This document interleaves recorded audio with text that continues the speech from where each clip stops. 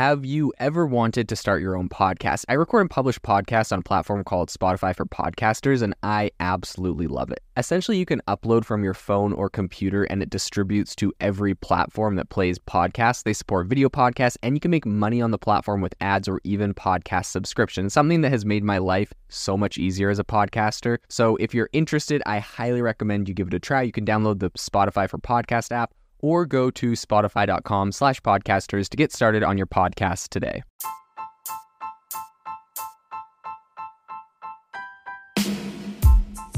Welcome to the ChatGPT podcast. I'm your host, Jaden Schaefer. Each episode, we dive into the latest developments in the exciting field of artificial intelligence, exploring its applications and potential impacts on our daily lives. In the spirit of building in public, I wanted to give you all an update. Last week, I announced that we opened up the waitlist for AI Box, which is our no-code, drag-and-drop AI app building platform and marketplace. I'm super excited that over 1,500 of you have joined the waitlist so far. If you're not on it yet, it's not too late to join it at aibox.ai to get priority access to the platform. In addition, we've had a ton of interest from investors on the project reaching out to me at jaden@aibox.ai.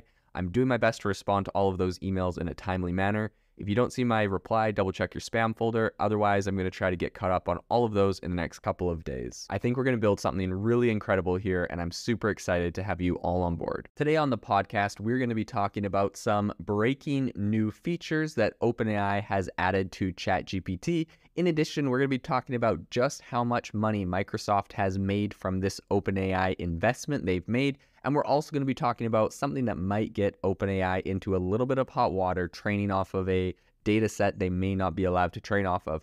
So without further ado, let's jump into the podcast. The first story I want to talk about today is the fact that OpenAI launched a number of new features for ChatGPT. And in a previous podcast, I talked about some new coming soon features that some people had been able to kind of reverse engineer from looking at some code.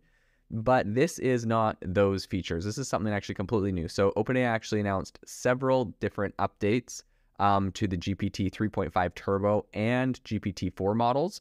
And essentially, they're looking to increase their functionality and their usability for developers. So I would say one of the most significant updates is the introduction of a function calling capability in the chat completion API. So essentially, this feature is going to allow developers to describe programming functions, and then the model is going to generate code to execute those functions, which is very, very interesting. Now, a lot of people debated on why this wasn't done sooner. I think security is a big, issue when you actually look at having, something like this AI execute functions within the code. A lot of people talk about, for security, if you're able to put code into something like a chatbot and have it execute that code, it technically, like hackers and other people, can try to use that to inject code into OpenAI and ChatGPT's servers or databases or other areas and wreak havoc. So that is one area that is a little tricky that they definitely had to overcome. But overall, the ability to be able to do that is a really powerful tool. And so I think this is something that developers are going to absolutely love.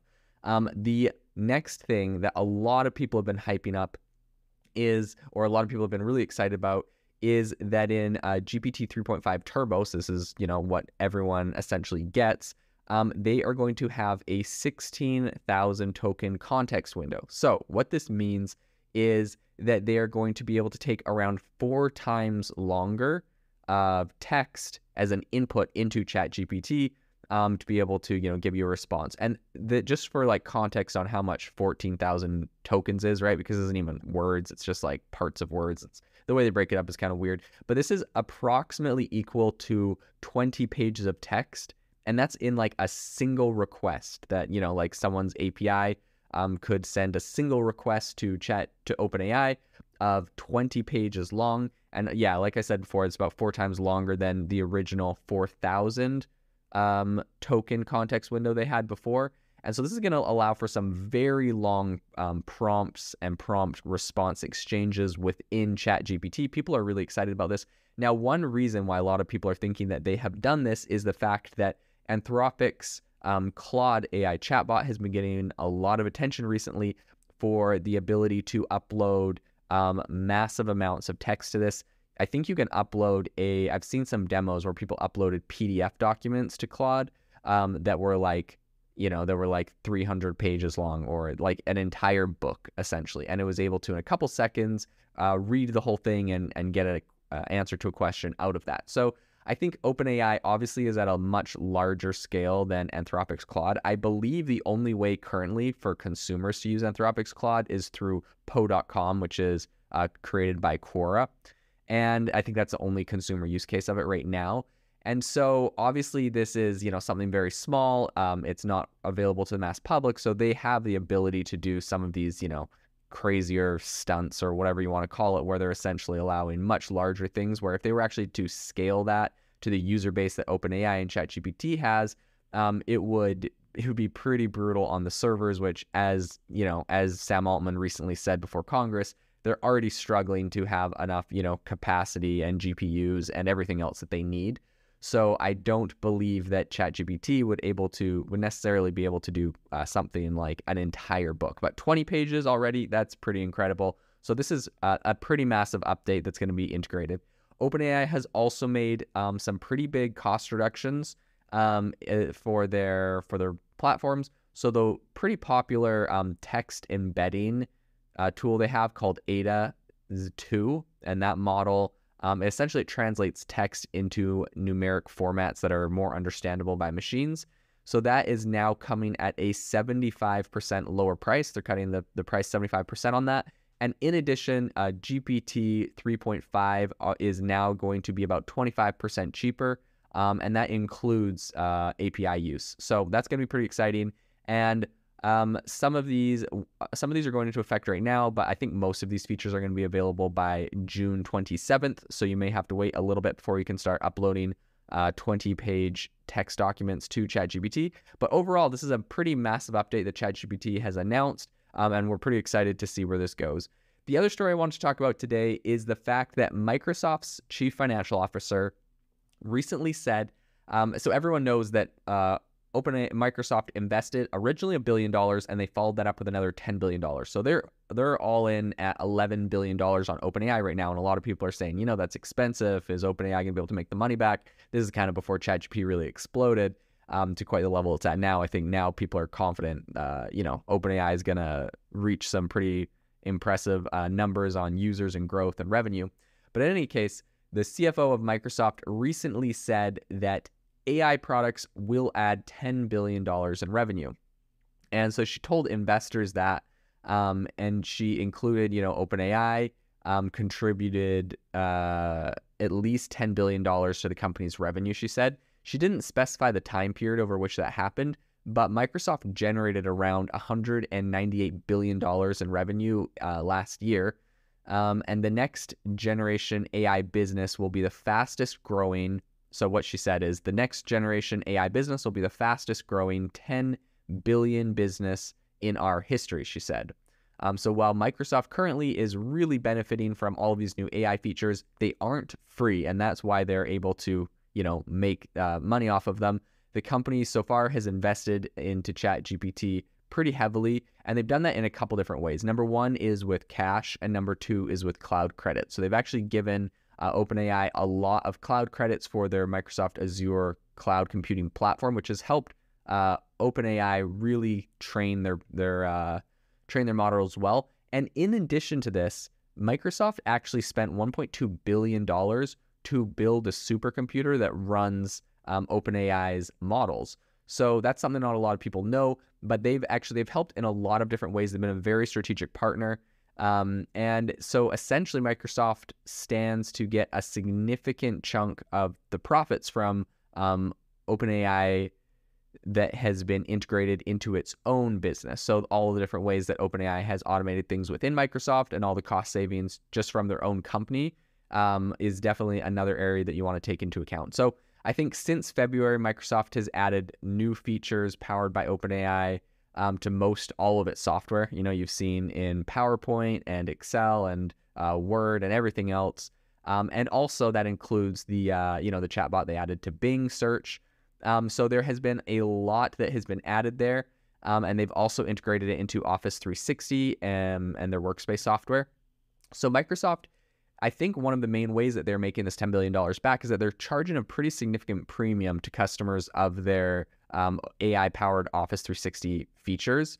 And so they also, in addition to that, have the ability to resell OpenAI software to customers on Microsoft Azure cloud platforms. So I've talked to companies that are actually doing this right now, where essentially they're able to run their own instance of ChatGPT on Microsoft Azure, where it keeps all of their company's data private and on their own server, and they're not worried about it ever being used to train the OpenAI model.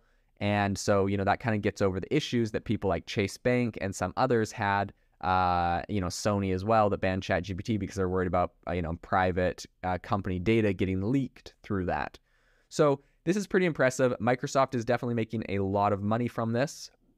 And I think that, that $10 billion investment into OpenAI was definitely a big win for the company. That's going to help them to really invest in growth and everything they're doing to push the entire industry of AI forward, and potentially for any lawsuits they may face. I recently saw an article on The Information, which was talking about the fact that essentially Google last month, when they upgraded their Bard chatbot, they added a new kind of machine learning model that can better understand conversational language, and the idea is that it can compete with ChatGPT. And in addition to that, they said, one of their biggest competitive advantages that they have YouTube. So YouTube is the single biggest and, arguably the richest source of imagery, audio, and text transcripts on the internet.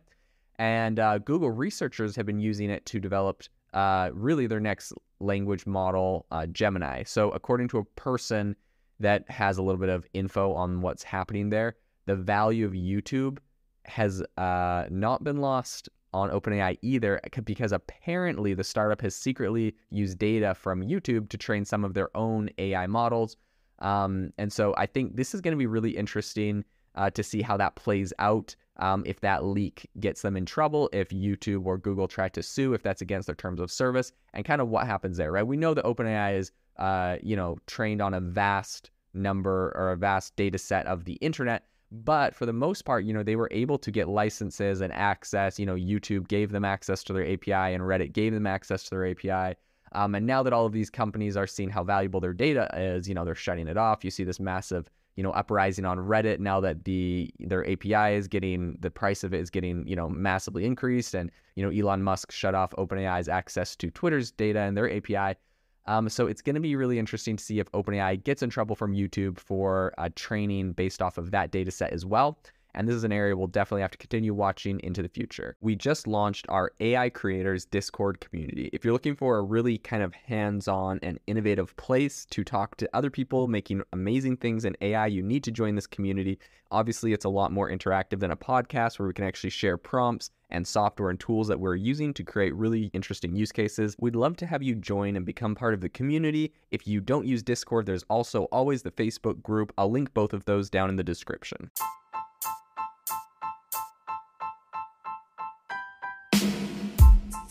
You've been listening to the ChatGPT podcast. Make sure to rate us wherever you listen to your podcasts, and have a fantastic week.